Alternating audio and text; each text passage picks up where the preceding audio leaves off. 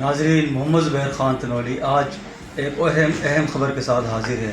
آج ہم بات کریں گے 10 سالہ معصوم زین العابدین کی، جس کے ساتھ کچھ روز پہلے دل دہلانے والے زیادتی کا واقعہ پیش آیا۔ ناظرین، محمد افضل جو کہ پرانا چاکرا میں واقع جامع مسجد غلام نبی کا نائب امام ہے، 10 سالہ معصوم زین العابدین کو نائب امام مسجد محمد افضل نامی شخص نے درندگی کا نشانہ بنایا۔ 10 سالہ معصوم زین العابدین نے جب سارا واقعہ اپنے چاچا غلام قادر کو بتایا، جو کہ آٹو الیکٹریشین کا کام کرتا ہے اور مزدور ہے،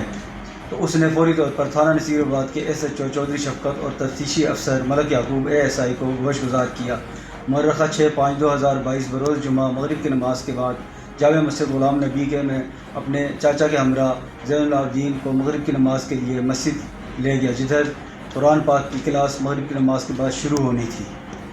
غلام قادر نے بتایا اس نے اپنے بھتیجے کو قرآن کی کلاس کے لیے مسجد میں چھوڑ کر واپس گھر چلا گیا۔ تقریباً 8 بجے گھر پر موجود تھا تو اس نے بتایا کہ اس کا بھتیجا گھر میں آیا جس کے کپڑے پھٹے ہوئے تھے اور رو رہا تھا، جس پر اس نے دریافت کیا تو زین العابدین نے بتایا ڈرتے ہوئے کہ اس کے استاد نے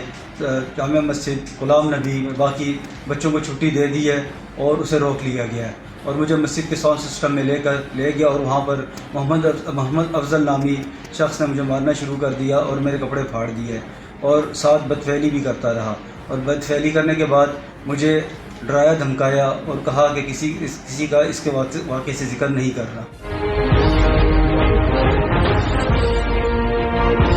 اس واقعے کا نوٹس لیتے ہوئے SHO چودھری شفقت علی نے ٹیم تشکیل دی، جس میں ملک یعقوب ASI ٹیم کو لیڈ کرتے ہوئے موقع پر پہنچے اور ملزم محمد افضل کو فوری طور پر گرفتار کر لیا گیا اور فوراً FIR درج رجسٹر کر لی گئی ہے اور بچوں کو میڈیکل کے لیے DHQ اسپتال راولپنڈی بھجوا دیا گیا ہے۔ SP پٹھوار رانا عبدالوہاب کا کہنا ہے کہ ملزم کو نوٹس کے شواہد کے ساتھ چالان عدالت میں پیش کیا جائے گا۔ بچوں کے ساتھ زیادتی اس حال ناقابل برداشت ہے۔ محمد زبیر خان تنولی، نمائندہ RMC نیوز، راولپنڈی۔